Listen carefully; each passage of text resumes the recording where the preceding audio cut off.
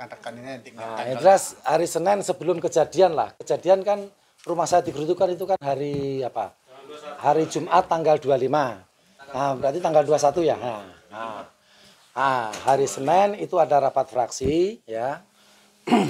Memutuskan bahwa saya sebagai kader PDI Perjuangan dan sebagai anggota DPRD Provinsi Riau, fraksi PDI Perjuangan, ya kan, patut dilindungi ya keluarga saya dan saya.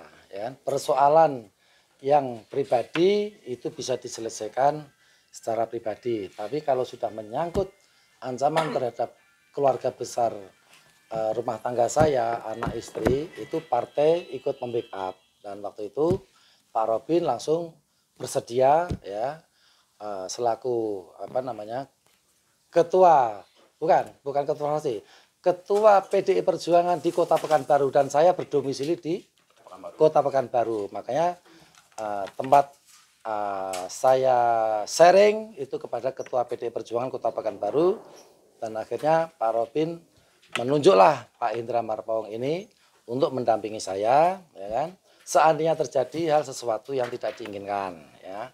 Nah itu. Nah berikutnya kejadian itu bermula. Ini saya cerita dulu. Tanggal 15 hari Selasa, ya. Itu saudara Larsen Yunus, ya. Itu saya terkejut ketika mau rapat internal saya dengan staf Pansus. Saya kan rekan-rekan tahu semua, saya ditunjuk sebagai ketua Pansus tentang pajak daerah. Saya mau koordinasi rapat dengan tim saya, tenaga ahli dan staf. Nah, tahu-tahu Larsen Yunus membawa rombongan ya masuk ke ruangan Komisi 3 tanpa permisi, tanpa ketok pintu dan lain sebagainya lah, ya kan? Memaksa saya harus melayani mereka.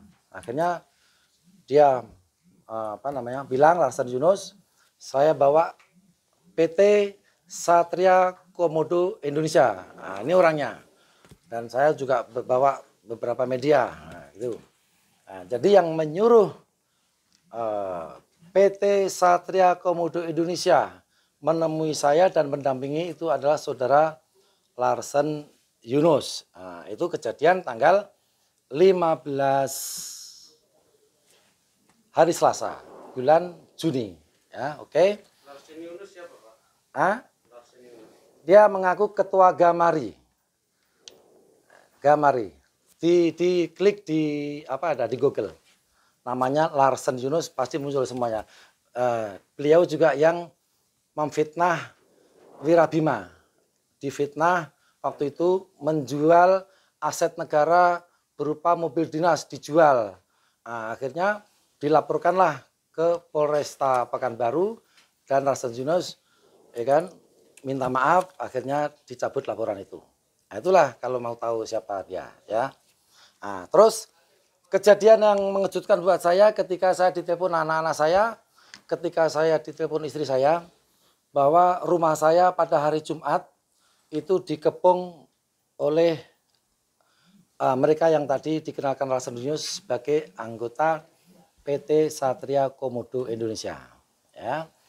Mengepung, keluarga saya merasa terancam, terus akhirnya saya juga koordinasi dengan tetangga, dan tetangga ada yang melapor ke kepolisian, juga Pak Indra Marpawong ini juga sama halnya melapor juga ke kepolisian. Ya.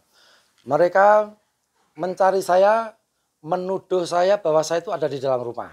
Akhirnya ketika anak saya itu pulang sholat Jumat, ya, yang masih SMK, SMA anak saya, diikuti. Ya kan? Mau ditutup, biasa kan? Kalau rumah kita kan tentu gitu kan. Mau ditutup, dihalang-halangi. Dan mereka akhirnya bisa masuk terobos tanpa izin, tanpa kita izinkan, langsung terobos beramai-ramai di situ. Dan menguasai rumah lah seperti itu. Anak saya kan ketakutan melihat orang, maaf cakap, ya kan, kalau macam Afgan artis itu ya, atau siapa lagi artis-artis itu ya kan serem-serem orangnya. Dan merasa ketakutan. Nah, terus itu MCB lampu juga dimatikan. tambahlah anak-anak yang tadinya mau belajar itu nggak bisa belajar sama sekali. Ya, akhirnya istri saya juga telepon, "Cemana ini?" Ya kan? Nah, kita koordinasi dengan pengacara Pak Indra ini, ya kan? Beliau koordinasi dengan pihak kepolisian. Tapi karena kepingin apa namanya cepat rasa mencekam itu hilang, akhirnya minta bantu tetangga, ya kan? Minta bantu tetangga. Tetangga juga gitu, telepon ke pihak kepolisian. Nah, akhirnya kejadian itu sebenarnya mulai pagi. Rumah saya dikepung tuh mulai pagi sekitar jam setengah 10. Sampai akhirnya turunlah tim Buser Polresta Kota Pekanbaru, ya kan, ke lokasi perumahan saya di Perumahan Simponi Sudirman. Di sini ada alamatnya. Nanti saya kasih sekalian rekan-rekan media memfoto ini, ya. Akhirnya tetangga juga telepon pihak kepolisian Polresta juga pengacara juga saya seperti itu. Datanglah tim Buser ini, langsung mereka diangkut semua pakai mobil polisi. Diangkut semua, diringkus, dibawa ke Mapolresta Kota Pekanbaru. Nah, sampai di sana nanti saya juga ada fotonya mereka ditahan di sana, ya. Nanti saya bagikan siapa di antara kalian yang mungkin koordinatornya nanti bisa di-share ke teman-teman, ya, setelah ini. Nah, terus saya juga disarankan oleh pengacara saya datang ke sana sama istri saya karena saya di luar rumah dan istri saya yang ada di rumah dengan anak-anak saya, dan akhirnya membuat laporan. Sebenarnya saya dari dulu tidak pernah melaporkan orang. Ya, dalam catatan saya di kepolisian tidak pernah melaporkan orang. Tapi karena keselamatan anak-anak dan istri saya, ya kan, dan saya sebagai suami harus melindungi mereka. Tidak bisa tinggal diam. Kalau saya difitnah sana sini tuh saya, ya kan, rekan-rekan semua tahu, saya tidak pernah melaporkan orang. Tapi kalau anak istri saya terancam, itu wajib hukumnya buat suami untuk melindungi. Makanya saya lah malam itu juga pulang dari sana sampai jam setengah 2 pagi saya. Ya, sampai jam setengah 2 pagi baru keluar dari Polresta Kota Pekanbaru. Nah, saya heran melihat rilis berita yang dikeluarkan oleh Larsen Yunus. Ya, genderang perang Pak Sugeng sudah memulai. Nah, maka kita hanya menanggapi saja. Karena Pak Sugeng sudah memulai genderang perang, makanya kita juga sekarang melaporkan Pak Sugeng katanya kan. Nah, sekarang yang menggeruduk rumah saya itu siapa? Yang meneror istri saya dan anak-anak saya itu siapa? Yang memulai itu siapa?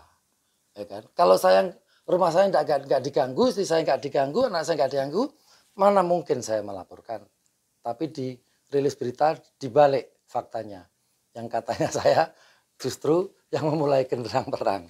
Justru kan mereka yang memulai dulu. Saya nggak akan melaporkan, saya tidak akan memulai kalau tidak digeruduk rumah saya. Nah, itu yang terjadi. Juga diberitakan Larsen Yunus pernah menjadi staf DPRD Provinsi Riau. Saya sudah cek ya di Sekwan. Tidak pernah sekian ratus orang ya kan menjadi staf ya kan di Sekwan ini yang namanya Larsen Yunus. Nah, mungkin itu untuk menaikkan, saya nggak tahu alasannya apa, kenapa dia mengklaim pernah jadi staf di DPRD Provinsi. Itu tidak betul, ya. Dan saya dituduh juga punya hutang. Sampai hari ini demi Allah ya, saya tidak ada hutang. Ya seperti yang ditulis itu. Saya tidak ada hutang. Makanya karena dituduh selalu hutang, saya tidak akan pernah menanggapi terus. Nah, terkait hutang-hutang yang menurut mereka itu ada pada saya, ya kan? Pada waktu itu mungkin teman-teman masih mencatat ya bahwa kalau tanggal saya lupa, tapi bulannya saya ingat. Bulannya Februari, tahun 2015 ya. Larsen Yunus yang mengaku sebagai kuasa dari Edi Rantau yang katanya punya hutang atau menghutangkan sama saya. Nah, itu kan Edi Ranto sama istrinya Azizah, ya, sama anaknya yang namanya Nada, bertiga. Itu membawa waktu itu oknum anggota TNI Auri. Februari, saya tanggalnya lupa. Februari tahun 2015. Nah, ke kantor PDIP Provinsi Riau di Jalan Sudirman. Ya, teman-teman tahu alamatnya gitu ya. Di sana saya mulai jam 2 rapat pengurus DPD PDI Perjuangan Provinsi Riau, ditunggu sampai jam 5 sore, ditunggu. Ya kan? Akhirnya saya di macam-macam ya, dibentak yang macam-macam dan akhirnya terjadi pemukulan ya sekitar di atas jam 10, entah persisnya jam berapa malam itu. Akhirnya saya hampir tidak sadarkan diri, yang pasti saya tumbang karena pukulannya cukup keras di ulu hati. Saya tidak mampu untuk berdiri waktu itu dan dibawa ke rumah sakit Awal Bros, dan berita itu langsung berita viral kemana-mana. Besok paginya Komandan dan Lanut Auri minta maaf ya kan, dan seluruh biaya ditanggung oleh pihak Auri, dan yang bersangkutan langsung ditahan ya, yang bersangkutan itu langsung ditahan. Oknum yang dibawa oleh tadi Edi Ranto, istrinya Azizah dan anaknya Nada, nah, membawa TNI tadi. Itu kejadian tahun 2015 bulan Februari. Nah, itulah yang pertama. Nah, yang kedua ini rumah saya digeruduk, ya kan? Nah, dengan Edi Ranto sama, ya kan? Dia apa namanya? Ada komunikasi dengan Larsen Yunus, ya kan? Larsen Yunus ada komunikasi dengan PT Satria Komodo Indonesia. Nah, akhirnya terjadi peristiwa yang kedua seperti ini. Nah, dan yang pertama tadi saya bilang Februari tahun 2015 itu juga karena saya di rumah sakit, saya nggak bisa melaporkan kan, yang melaporkan istri saya. Tapi penyidik datang semua, baik penyidik dari kepolisian, ya kan, Mapolresta, maupun dari pihak Auri datang menjumpai saya sambil terbaring di rumah sakit. Mereka menanyakan perihal peristiwa itu, ya kan. Nah, artinya lagi-lagi saya melaporkan karena teraniaya. Kalau tidak dianiaya saya tidak akan melaporkan. Itu yang pertama. Yang kedua, keluarga saya juga merasa teraniaya, terancam dan diteror, makanya juga laporan lagi. Nah, itu. Jadi saya tidak pernah melaporkan hal lain kecuali posisi saya atau keluarga saya merasa terancam. Nah, seperti itu kawan-kawan ya. Terus berikutnya lagi mungkin karena dia kelihatan tuh menyerang kita sekarang ini dengan melaporkan tuduhan hutang dan sebagainya. Mungkin waktu dekat nanti ya kan kita juga akan meminta file kepolisian yang kemarin saya minta dipending dulu. Waktu bulan Februari 2015 itu kan saya sering ditanya, Pak kapan dilanjutkan? Ya kan? Saya bilang pending dulu. Ya kan? Kalau pihak Edi Ranto ya kan itu tidak melakukan aksi ya kan kekerasan lagi atau aksi lain, ya biarlah itu dipending terus. Tapi kalau melakukan aksi, nah kayak gini kan, melakukan aksi lagi dia, ya kan, dengan menggeruduk rumah saya. Nah, saya akan lanjutkan lagi yang peristiwa tahun 2015 itu. Itu janji saya. Makanya mungkin waktu dekat didampingi pengacara saya akan melanjutkan itu karena saya pikir tidak melakukan aksi, ternyata melakukan aksi yang kedua kan. Nah, seperti itu kawan-kawan. Jadi mohon ini sebagai pelurusan berita yang beredar dan saya sengaja diam dulu sambil melihat apa aja komentarnya si Larsen Yunus ini ya. Nah, nanti baru hari inilah kita baru sempat untuk mengundang rekan-rekan supaya ada penyeimbang berita. Terima kasih. Kalau ada yang mau ditanyakan, ada tambahan sedikit ya. Oke, terima kasih rekan-rekan. Saya Hendra Marpaung, kuasa hukum dari Pak Sugeng Pranoto. Di sini saya ada menyampaikan sedikit yang selama ini diberitakan mereka ini utang piutang. Karena ini sebelum yang saya dengar ini utang piutang, kalau saya jajaki selama ini ketemu dengan mereka dan saya konfirmasi Pak Sugeng, ini bukan utang piutang, ini murni namanya usaha. Mereka kemarin ada Pak Sugeng sama Edi Ranto, dia buka usaha bersama dan termasuklah Pak Edi Ranto ini menikmati juga hasilnya Pak ya. Iya. Per bulan selama berapa tahun tuh Pak ya? Ada 2 tahunan lebih. 8 tahunan. 2 tahunan lebih. Ketepatan usaha ini sudah collab, usaha Pak Sugeng sama Pak Pranoto, Adiranto, Edi Ranto, mungkin di sinilah ditengok Pak Sugeng ini dia juga sebagai Anggota pejabat, dewan. anggota dewan. Di sinilah mereka mencari terus masalah yang dibunyikan utang piutang. Karena kemarin udah saya bilang sama mereka waktu saya jumpa sama mereka di Jiku, Jalan di Riau. Ciputra, Jalan Riau. Saya bilang, kalau mereka kalau Pak Sugeng memang murni ada utang, kalian laporkan aja utangnya itu. Laporkan secara pidananya, karena memang kalau nggak dibayar, Pak juga secara perdata saya bilang, karena Mas Sugeng selama ini tidak pernah merasa dia punya utang. Ini murni memang usaha bersama. Mereka ini ada join bagi hasil. Ada mereka usaha apa tuh Pak? Ya, Apa kemarin usaha? usaha minyak, BBM, bahan bakar minyak. Jadi memang mungkin karena mereka anggap juga ini merasa yang 170 yang dibunyikan ini murni pikirnya uang masih ada. Tidak, ini uang ini mereka kalau dihitung Pak Sugeng keuntungan itu udah pas. Yang selama 5% Pak ya. Ya. 5% keuntungan dari hasil usaha itu. Jadi kita minta sama mereka melalui Yunus dan melalui si Stephen dari Sakau, saya silakan gini aja kawan-kawan. Kalian gugat aja Pak Sugeng kalau memang klien saya punya utang di sini. Tapi dia bilang, saya tidak punya kuasa untuk menggugatnya. Jadi, cara apa mau kalian cari? Saya pesan sama mereka, kalau kalian sempat mengganggu dengan tidak mengganggu Pak Sugeng dengan mengancam dengan cara yang lama, kalian akan berurusan dengan hukum. Saya bilang sama mereka. Jadi, sesudah itu malam saya kabar sama mereka bahwasanya Pak Sugeng tetap sesuai dengan perkataan saya Pak Sugeng memang ini murni usaha. Saya kabar sama mereka, mereka besoknya action. Itulah action rentetan sampai mereka datang ke rumah. Kira-kira itulah yang bisa sedikit saya tambahkan dengan tadi tambahan dari Pak Sugeng. Yang jelas yang saya sampaikan ini tidak ada nama terkait dengan utang piutang. Ini murni usaha bersama mereka. Dan di sini juga Pak Edi Ranto juga menikmati hasil dari per bulannya Pak ya. Ya. Jadi minyak itu usaha itu minyak apa tuh? Gimana?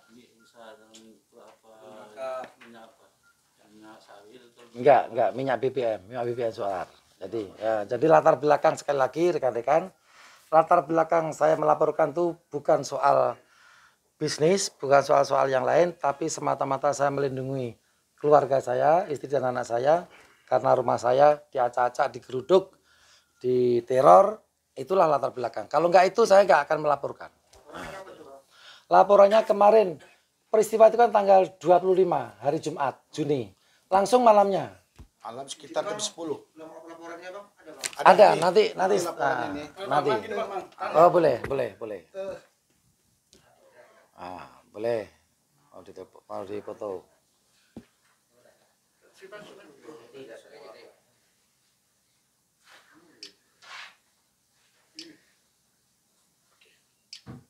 Ada lagi?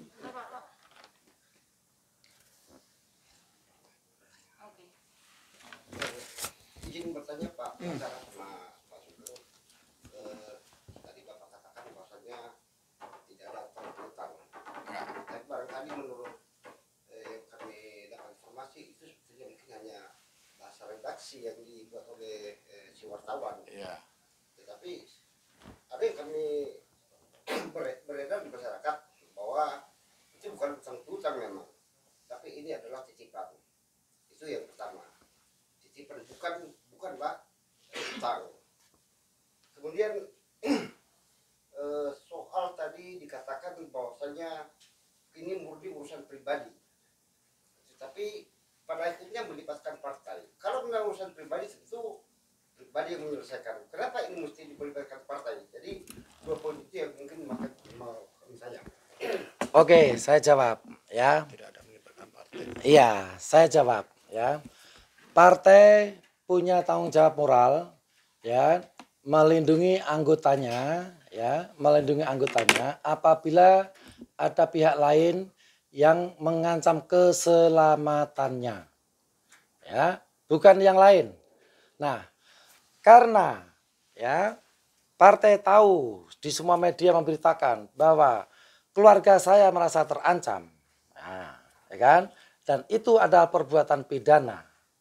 ya, itu partai empati, ya kan? Ada rasa peduli terhadap kadernya. Nah, itu dimanapun kita seluruh Indonesia, kalau ada partai yang merasa terancam, yang merasa apa namanya, katakanlah ada unsur-unsur pidana di situ dari pihak luar, ya kan, itu akan dilindungi. Kecuali satu yang memang dibiarkan oleh partai, kalau melakukan tindakan korupsi, itu mulai Bu Ketua Umum tidak akan mentolerir, langsung dipecat. Nah, jadi kalau ini kan menyangkut keselamatan keluarga, kader partai yang keluarganya terancam. Nah, seperti itu. Terima kasih. Mas Sugeng mau nanya, katanya Satu ada lagi. uang, nanti dulu. Tolong ditulskan dulu Pak. Karena saya bertanya tadi bukan masalah kwitan. Tapi kalau umpamanya yang tertulis di kwitansi katakanlah misalnya yang beredar itu dibuat adalah titipan, itu macam mana dari sisi hukumnya Pak? Mas Sugeng jawab. Nah, saya belum lihat, ya, saya belum lihat. Nanti kalau itu semua akan kita adu ketika di PAP, ya kan, kita adu di PAP, apakah itu benar atau tidaknya, kita akan jawab di berita acara pemeriksaan. Terima kasih, Mas, Pak Arifin. Mas, masalah katanya ada uang 110 juta untuk apa utang gitu, apakah benar itu 110 juta untuk apa? Nah, Kenapa itu sih? ya sekali lagi, ya kan, kata-kata saya utang 170 itu pasti tidak benar.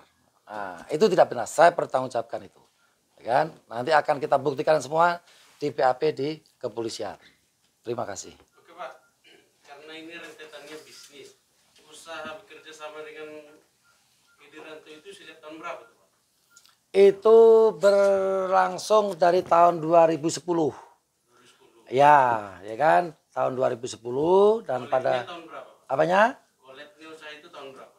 Tahun 2012. 2012. Iya, 2012. Walaupun collab saya masih juga kasih bulanannya, cuma tidak seperti waktu sehat, ya kan? Dan itu kita sudah dudukkan bersama-sama. Berarti hanya usaha itu hanya berjalan 2 tahun Pak ya? Iya, iya. Itu terjadi penganiayaan terhadap Bapak tahun 2015. Tahun 2015 Februari. Apa Iya. alasannya hingga sampai 2021 itu kasus ini tetap lanjut? Apakah tidak ada penyelesaian secara persuasif individu atau kekeluargaan dengan kelompok mereka? Karena mereka selalu, Pak Ediranto itu selalu, ya kan, ini dikaitkan dengan hutang. Dan saya tidak pernah menerima, ya kan, bahwa itu tuh hutang, ya kan. Nah, mereka, Pak Ediranto, istri dan anak, ya kan, selalu membawa orang luar. Contoh yang 2015 tadi, ya, membawa oknum TNI yang sudah kena sanksi. Nah, contoh yang ini, ya, menguasakan kepada PT Satria Komodo Indonesia, ya kan, dengan dia mengakunya debt collector. Ada di Google tuh, ditengok di PT Satria Komodo Indonesia. Oke Pak, kalau memang tidak seperti itu atau Bapak merasa tidak ada utang, kenapa tidak mengadukan kelompok mereka dengan alasan pemerasan kalau Bapak tidak merasa memiliki hutang? Saya sekali lagi, kalau pribadi saya, insya Allah, ya kan, saya tidak ada niat melaporkan. Tapi ini karena yang merasa diteror, merasa terganggu kenyamanannya, anak-anak begitu cemas, tetangga saya juga komplain, ya kan, cerita sama saya, Pak, saya akhirnya pulang cepat. Kenapa? Depan rumah saya itu, anak saya yang kecil kelas 3 atau kelas 2 SD, itu telepon, Pak cepat pulang Pak, ada apa? Ini orang rame Pak, orangnya besar-besar begini begitu. Nah, karena kondisi seperti itulah saya melaporkan. Kalau untuk pribadi saya tidak ada kepingin memenjarakan orang, itu tidak ada. Asli, saya tidak ada niat itu. Ini semata-mata saya melindungi keluarga saya. Terima kasih. Dari media mana? Maaf. Saya tabloid intermezzo Pak. Oke, masih. Mas, terus kelanjutannya gimana Mas? Mana? Kelanjutannya apa lagi? Ya kelanjutannya karena mereka melaporkan saya, ya kan. Nanti tentu saya akan memberikan keterangan. Ya, saya akan memberikan keterangan sesuai apa yang terjadi di lapangan, ya kan. Ya, termasuk tadi yang saya bilang, saya sebenarnya tidak ada merasa melaporkan, tapi ini sudah saya melindungi keluarga saya. Kalau pribadi saya tidak pernah melaporkan.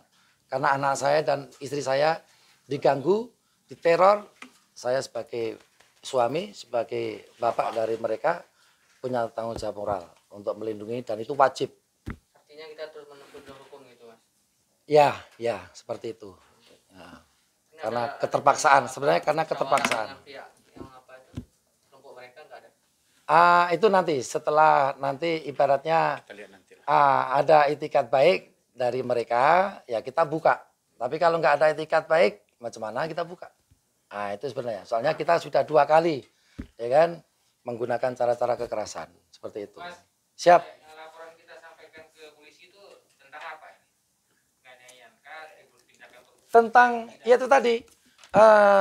Di sini ada di sini. Di sini ada. Nanti kalau Ya. ada kopi aja. Undang-Undang Nomor 1 Tahun 1946 tentang KUHP pasal 355. Perkaranya, barang siapa, bunyinya ya, barang siapa secara sengaja melawan hukum, memaksa orang lain supaya melakukan, tidak melakukan, atau membiarkan sesuatu dengan memakai kekerasan atau dengan memakai ancaman kekerasan, baik terhadap orang itu sendiri maupun orang lain. Di situ bunyinya pasal ini, pasal 355.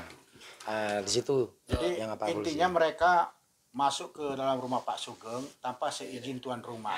Rame-rame. Itulah ya kekerasan. Terus penyelesaian pengakuan Mas tadi tidak ada hutang, terus mereka memaksa hutang, apa langkah-langkah hukum Bang sebagai pengacara?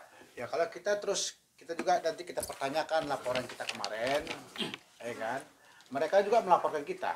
Nanti kan pihak dari kepolisian juga nanti memediasikan kita gimana kan solusinya. Jadi kita lihat nanti apa nanti jalan yang terbaik yang nanti dibuat nanti dari pihak keamanan. Dari Apa pihak rencana mediasi? Ada belum tahu kita. belum tahu. Kita lihat nanti. Pak, ini yang dilaporkan siapa nih Pak? Enggak. Haji Zakai dilaporkan atau PT Sakoinya Pak? Di sini yang kita laporkan kemarin PT Sakonya. PT Sakoinya. Ya, yang mereka masuk ke dalam rumah, yang membuat teror ke dalam rumah. Di saat itu PT Sako yang ada. Kenapa Larsen itu dilaporkan? Di Larson di situ nggak ada pada saat situ. Atas perintah mereka juga. Itu kita pertanyakan. Larson Yunus kita di sini mau kita pertanyakan kapasitas di situ sebagai apa? Karena yang kita tahu menerima kuasa dari Edi Ranto itu PT Sako. Tapi kalau dia bicara sama saya waktu kita jumpa di Ciputra, dia menerima orderan dari dari Pak Edi Rantau, tapi diserahkan sama PT Sako. Tapi dia berarti dia di balik layar. Sakoi. Pak. Sakoi. Satria Komando Indonesia, Sakoi. Ini ada nggak kaitan dengan Mas pinjam meminjam soal uang ini? Ada nggak? Tadi kan saya terangkan, kalau mereka mengatakan ini titipan jadi kalau nggak salah ya, bahasa di media. Kalau dari klien kita ini bukan namanya titipan, ini orang di kerjasama usaha bisnisnya. Udah usaha. Dan mereka juga menikmati kok hasilnya setiap bulan. Ada kira-kira mau dipertanyakan lagi? Maaf ya, telat saya memberikan klarifikasi. Mudah-mudahan kerjasama dengan DPR tetap berjalan bagus. Oke. Ya, makasih. Mas, tunjukkan foto yang apa Mas yang kelompok apa yang Nanti saya kirim. Apa itu? enggak, ini aja foto di HP orang Mas datang itu. Hah? Oh gitu, Iya. boleh. Enggak, untuk